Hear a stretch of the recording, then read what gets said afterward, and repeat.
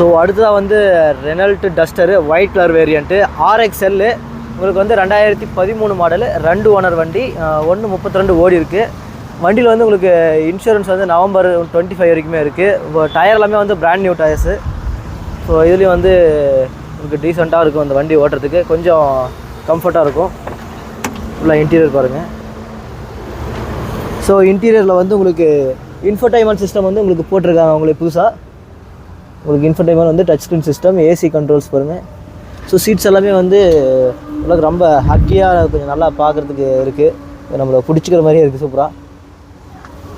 So இதில் வந்து எல்லாமே ஆல் ஏர் பேக் இருக்குது, ABS, அப்புறம் வந்து பவர் ஸ்டேரிங் டைப் உங்களுக்கு வந்துடுது.